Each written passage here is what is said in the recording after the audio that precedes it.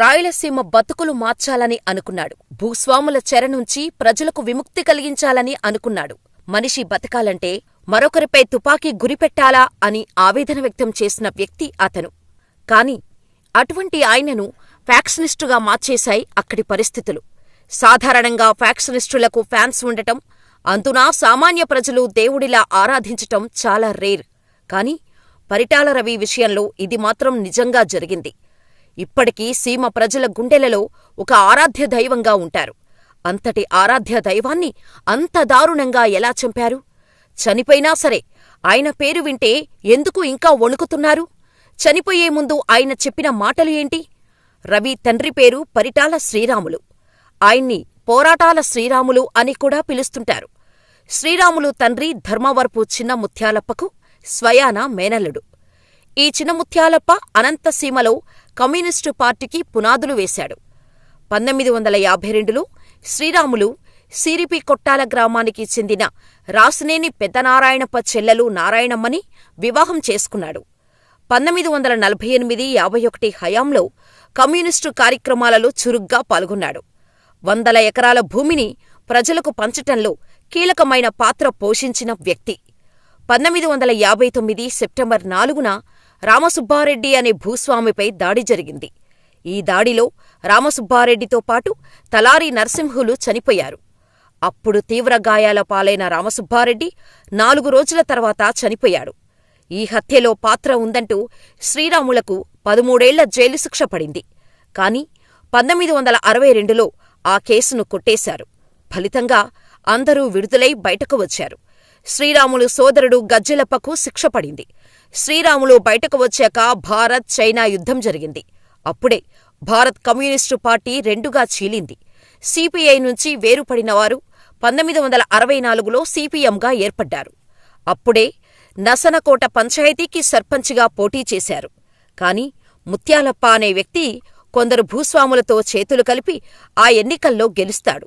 అదే సమయంలో మద్దుల చెరువుకు చెందిన గంగుల నారాయణరెడ్డి, అతని అనుచరుడు సాన చెన్నారెడ్డిల హవా సాగుతోంది. వారి నుంచి తమను రక్షించాలని శ్రీరాములను ఆశ్రయించారు స్థానికులు. ఫలితంగా పెనుబోలు గ్రామంలో భూస్వాములకు అడ్డు తగిలారు శ్రీరాములు. దీంతో శ్రీరాములు వారికి ప్రధాన శత్రువు అయ్యాడు. అందుకే పొలంలోనే శ్రీరాములను హతమార్చేందుకు ప్రయత్నించారు. కాని చాకచక్యంగా తప్పించుకున్నాడు శ్రీరాములు. ఈ సమయంలోనే విప్లవ ఉద్యమాల వైపు ఆకర్షితుడైన పరిటాల శ్రీరాములు కమ్యూనిస్టు పార్టీలో చేరాడు. ఫలితంగా అక్కడ వామపక్షాలకు బలమైన పునాదులు ఏర్పడ్డాయి. సామాన్యులు సైతం ఆయుధాలు పట్టి భూస్వాములపై తిరగబడ్డారు. శ్రీరాములను చంపితేనే ప్రజలు తమకు భయపడతారని అప్పటి భూస్వాములు అనుకున్నారు. అలా తొలిసారిగా శ్రీరాములు ప్రధాన అనుచరుడైన వెట్టి ముత్యాలప్పపై దాడి చేశారు. కాని ఆయన త్రుటిలో తప్పించుకున్నాడు. ఈ దాడి విషయం తెలుసుకున్న శ్రీరాములు భూస్వామి అయిన వెంకటరెడ్డిని ఈడ్చుకొని వచ్చారనే వాదన ఉంది. తనను చంపవద్దని వేడుకోవటంతో పాటు శ్రీరాములు కాళ్లమీద పడి క్షమాపణ అడగటంతో వదిలేశారంటారు. ఇదే అసలు హత్యకు దారితీసింది. 1975లో శ్రీరాములు అనుచరుడైన సిద్ధప్పను తమ వైపు తిప్పుకున్న ప్రత్యర్థులు శ్రీరాములు ఎప్పుడు ఎక్కడికి వెళ్తున్నాడన్న వివరాలు తెలుసుకున్నారు. అలా పెళ్లికి వెళ్లి వస్తున్న బస్సుపై దాడి చేశారు. ఈ దాడిలో శ్రీరాములు, అతని తమ్ముడు సుబ్బయ్య, తగరగుంటకు చెందిన రామాంజనేయులు, ఎగోపల్లికి చెందిన లింగన్న చనిపోయారు. భర్త కళ్ల ముందే ప్రాణాలు వదిలినా ఏమాత్రం భయపడకుండా ఇంతటి ఘాతకానికి పాల్పడ్డవారి అంతు చూడాలని నారాయణమ్మ తిరగబడిందని చెబుతారు అప్పటి ప్రత్యక్ష సాక్షులు. 1958 ఆగస్టు 30న జన్మించిన పరిటాల రవికి ఈ ఘటన జరిగిన నాటికి ఆయన వయస్సు కేవలం 17 ఏళ్లు. ఆ తర్వాత శ్రీరాములకి మద్దతుగా ఉన్న వారిపై బాగా ఒత్తిడి, చిన్నాచితకా దాడులూ పెరిగాయి. ఇదే సమయంలో శ్రీరాములు పెద్ద కొడుకు హరి వచ్చాడు. కొంతకాలం ఉద్యమాన్ని నడిపాడు. అయితే ఉద్యమ నాయకుడైన సత్యాన్ని అరెస్ట్ చేసి జైలులో పెట్టింది ప్రభుత్వం. కాని హరి 100 మందితో వచ్చి పోలీస్ స్టేషన్లో చొరబడి సత్యాన్ని చాకచక్యంగా తప్పించేశాడు. హరిని పట్టుకుంటేనే హింస ఆగుతుందని ప్రభుత్వం అనుకుంది. అందుకు అనుగుణంగా హరి కోసం వేట మొదలుపెట్టింది. అలా 1982 నవంబర్ 28న ఎన్కౌంటర్ చేసిందని చెబుతారు. పోలీసులు, నక్సల్స్ మధ్య కాల్పులు జరిగాయి. ఆ సంఘటనలో హరి చనిపోయాడని పోలీసుల రికార్డులలో రాశారు. అన్న మరణం తర్వాత రంగంలోకి దిగాడు పరిటాల రవి. తండ్రి శ్రీరాములు హత్య కేసులో నిందితుడిగా ఉన్న గంగుల నారాయణరెడ్డిని 1983లో గుర్తు తెలియని వ్యక్తులు కాల్చి చంపారు. పరిటాల రవినే చంపాడని కొంతమంది, కాదు పీపుల్స్ వార్ పార్టీ చంపిందని మరికొందరు చెప్పారు. వాస్తవం ఏంటనేది పక్కన పెడితే పుకార్లు బాగా షికార్లు చేశాయి. 1983 ఎన్నికల్లో గెలిచి అన్న ఎన్టీఆర్ ముఖ్యమంత్రి అయ్యారు. ఆ తర్వాత 1984లో రవి తన స్వగ్రామానికి వెళ్లారు. అదే ఏడాది అక్టోబర్ 27న ధర్మవరపు కొండన్న కూతురు సునీతతో రవి వివాహం జరిగింది. అనంతరం శ్రీరాములు హత్యతో సంబంధమున్న సిద్దప్ప 1986లో జైలు నుంచి విడుదలయ్యారు. కాని అతన్ని పీపుల్స్ వార్ చంపేసింది. పరిటాలనే ఈ హత్యకు కారణమనే చర్చ వచ్చింది. ఫలితంగా రవిని అరెస్ట్ చేశారు. కొంతకాలానికి మళ్లీ స్వగ్రామమైన వెంకటాపురంకు వచ్చాడు రవి. ఆ తర్వాత ప్రత్యేక రక్షణ వ్యవస్థను ఏర్పాటు చేసుకున్నాడు. క్రమంగా గట్టి నేతగా ఎదిగాడు. అప్పుడు రాష్ట్రంలో జరిగిన తొలి మండల ఎన్నికల్లో రామగిరికి దళిత కుటుంబానికి చెందిన ఓబన్న, పరిటాల రవి మద్దతుతో గెలిచాడు. శ్రీరాములు, హరిల హత్యలతో సంబంధముని ఆరోపణలు ఎదుర్కొన్న సానె చెన్నారెడ్డి పెనుగొండ నియోజకవర్గంలో కాంగ్రెస్ అభ్యర్థిగా బరిలోకి దిగాడు. భారీ బందోబస్తుతో ప్రచారానికి వచ్చిన అతన్ని రవి అడ్డుకున్నాడన్న వార్తలు కూడా వచ్చాయి. అప్పట్లో దాదాపు 7 ఏళ్ల తర్వాత కాంగ్రెస్ మళ్లీ అధికారంలోకి వచ్చింది. ఈ టైంలోనే చెన్నారెడ్డి తిరిగి గెలిచాడు. తాను పదవిలోకి రాగానే తనకి వ్యతిరేకంగా ఉన్న రవి మద్దతుదారులపై పెద్ద ఎత్తున దాడులు చేయించటం మొదలుపెట్టాడు. ఈ దాడులలో రవి సపోర్టర్స్ చాలామంది మరణించారు కూడా. రవి సానుభూతి పరులు ఎక్కువగా ఉన్న కుంటిమద్ది, ఏడుగుర్రాలపల్లి, గాదిగ గుంటలలో ఎక్కువగా మారణహోమాలు జరిగాయి. ఈ ఘటనలతో అనేక కుటుంబాలు పల్లెల నుండి వెళ్లిపోయాయి.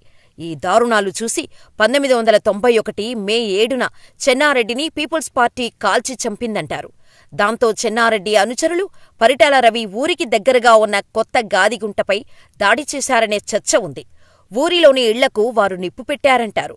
ఫలితంగా చాలా ఇళ్లు మాడి మసైపోయాయని చెబుతారు. వెంకటాపురం నుండి రవి మనుషులు భారీ ఎత్తున వెళ్లి వాళ్లను తరిమికుట్టారని చెప్పుకుంటారు. మరోవైపు పెనుగొండలో చెన్నారెడ్డి పెద్ద కొడుకు రమణారెడ్డి ఎమ్మెల్యేగా గెలిచాడు. రమణారెడ్డి తమ్ముడు ఓబుల్రెడ్డి, ఆయన కుమారులు సూర్యనారాయణరెడ్డి అలియాస్ సూరి, రఘునాథరెడ్డిలు ఆయనకు అండగా ఉంటూ వచ్చారు. వారికి వ్యతిరేకంగా మాట్లాడేవారు పరిటాల రవి. అదే సమయంలో తనను చంపేందుకు కుట్ర జరుగుతోందని రవి భావించాడు. అందుకే అప్పటి జిల్లా ఎస్పీ కేవీరెడ్డి సమక్షంలో పోలీసుల వద్ద 1992లో లొంగిపోయాడు. అప్పటినుండే రాజకీయాల్లోకి వస్తున్నట్టు ప్రకటించాడు రవి.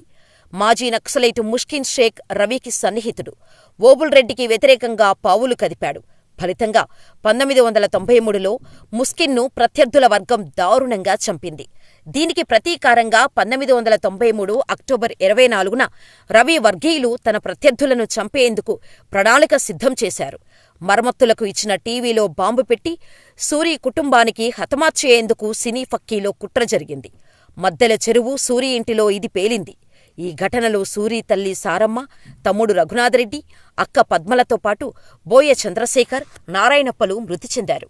వారి కుటుంబంలో మిగిలింది సూరి ఒక్కరే. ఆ తర్వాత 1994 జూన్ 17న వైఎస్ రాజశేఖరరెడ్డి తండ్రి అయిన వైఎస్ రాజారెడ్డిని రవి కలిశాడు. ఇది కాంగ్రెస్లో పెద్ద గొడవకు దారితీసింది. వారిద్దరూ ఏం మాట్లాడుకున్నారనేది ఇప్పటికీ రహస్యమే. కాని అదే ఏడాది ఆగస్టు 7న పెనుగొండలో జంట హత్యలు జరిగాయి. రమణారెడ్డి అనుచరుల్ని గుర్తు తెలియని వ్యక్తులు చంపారు. మొదటి ముద్దాయిగా రవి ఉండటంతో అరెస్ట్ చేసి జైలుకు పంపారు. ఈలోపు అసెంబ్లీ ఎన్నికలు వచ్చాయి. జైలు నుండే నామినేషన్ పత్రాలు దాఖలు చేశారు రవి. అత్యధిక మెజారిటీతో గెలిచారు. ఆ తర్వాత తెలుగుదేశం పార్టీ అధికారంలోకి వచ్చింది. పరిటాల కార్మిక మంత్రిగా ఎన్నికయ్యారు. ఆ తర్వాత హత్యా రాజకీయాల్ని పక్కన పెట్టి ఫ్యాక్షన్ కుటుంబాల మధ్య రాజీ కుదిర్చి గొడవల్ని తగ్గించే పని చేశాడు పరిటాల రవి. ఆ తర్వాత జరిగిన పరిణామాల్లో 1996లో ఓబుళరెడ్డి హత్య జరిగింది. తన తండ్రి జీవితాన్ని సినిమాగా తీద్దామనుకున్న రవి 1997లో రాములయ్య సినిమా నిర్మాణం చేయించారు. ఈ సందర్భంగా హైదరాబాద్ జూబ్లీహిల్స్లో కారులో బాంబు పేలటంతో సినీ నటుడు మోహన్ బాబుకు బాగా దెబ్బలు తగిలాయి. కానీ రవి క్షేమంగా బయటపడ్డాడు. అందులో 26 మంది అమాయకులు చనిపోయారు. ఇది సూరి పనే అని అంతా భావించారు. ఈ కేసుపై విచారించిన కోర్టు సూరికి యావజ్జీవ శిక్ష వేసింది. ఆ తర్వాత అసెంబ్లీ ఎన్నికల్లో సూరి భార్య గంగుల భానుమతిని కాంగ్రెస్ అభ్యర్థిగా నిలబెట్టింది. ఆ ఎన్నికల్లో తెలుగుదేశం ఓడి కాంగ్రెస్ అధికారాన్ని చేజెక్కించుకుంది. రవికి ప్రాణహాని మొదలైంది. ముందు జాగ్రత్తగా తన ప్రధాన అనుచరుడైన చమన్ అజ్ఞాతంలోకి వెళ్లిపోయాడు.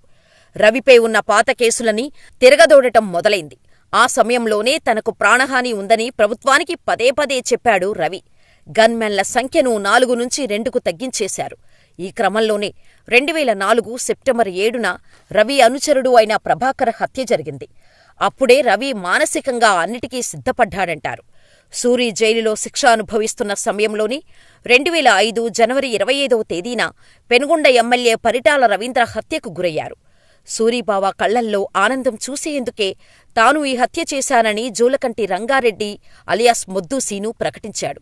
ఓ టీవీ ఛానల్లో ఈ మాట చెప్పడం సంచలనంగా మారింది. దీనిపై విచారణ చేపట్టిన సీబీఐ మద్దెల చెరువు సూరిని ప్రధాన నిందితుడిగా పేర్కొంది. దీంతో ఈ కేసు విచారణ అనంతపురం జిల్లా కోర్టులో జరిగింది. ఇక రవి హత్య కేసు నిందితుడు మొద్దు సీను అనంతపురం జిల్లా జైలులోనే హత్యకు గురయ్యాడు. జనవరి 24, 2005 మధ్యాహ్నం 2:10 అనంతపురంలోని తెలుగుదేశం పార్టీ కార్యాలయం నుండి బయటకు వచ్చాడు పరిటాల రవీంద్ర. 2 గన్మెన్లు ఉన్నారు. అంతే, రవిపై ఒక్కసారిగా బుల్లెట్ల వర్షం కురిసింది. మోకాళ్లలో 2, ఛాతీలో 2, పక్కటెముకల్లో 2, చివరిగా గుండెలో 1. ఏం జరుగుతుందో ఆలోచించేలోపే 7 బుల్లెట్లు పరిటాల శరీరాన్ని ఛిద్రం చేశాయి. రక్తం ధారలా కారింది. నన్ను చంపబోతున్నావని తెలుసు, పిరికి పందా, నన్ను చంపబోతున్నావా? అంతేకదా, అవే ఆయన ఆఖరి మాటలని అభిమానులు చెప్పుకునే మాట. పరిటాల రవి జీవితమంతా ఫ్యాక్షన్ మీద రాజీలేని పోరు సాగించాడు. జీవితానికి మరణానికి సార్థకత ఉండాలని తప్పించిన వ్యక్తి. మార్పు జీవితమంతా విశాలమైనది అని చెప్పిన నేత. ఫ్యాక్షనిజం మానవజాతిని 2 పరస్పర వ్యతిరేక వర్గాలుగా విభజించే దిశగా వెళితే నేను సామాన్యులుండే వర్గం తరపునే నిలుస్తానని ప్రకటించిన నేత. పరిటాల రవి జీవితమంతా ఫ్యాక్షన్ సామ్రాజ్యవాద శక్తులతో జరిపిన పోరాటాల మయమై చివరికి ఆ ఫ్యాక్షన్ రక్కసి కోరల వల్లే ప్రాణాలు వదిలాడు పరిటాల రవి. నిబద్ధత, రాజకీయ అవగాహన, పీడిత ప్రజలకు స్వేచ్ఛ, స్వాతంత్రాలను అందించాలన్న కాంక్ష ఆయన రాసుకున్న ప్రతి పేజీలోనూ కనిపిస్తాయి. మార్పు తీసుకురావటానికి పరిటాల రవి ఎంచుకున్న విధానం హింసాపూరితం కావచ్చు, కాని ఇతని నిజాయితీని శంకించలేమని అంటారు సీమ ప్రజలు. స్టిల్ ఇప్పటికీ పరిటాల రవి పేరు వింటే సీమ ప్రజలు పులకించిపోతారు. ఆయన చేసిన మంచి పనులు గుర్తు చేసుకుని కన్నీళ్లు పెట్టుకుంటారు. ఒక్క సీమ ఫ్యాక్షనిస్టుని దేవుడిలా కొలవటం బహుశా ఒక్క పరిటాల రవికే చెందుతుందేమో.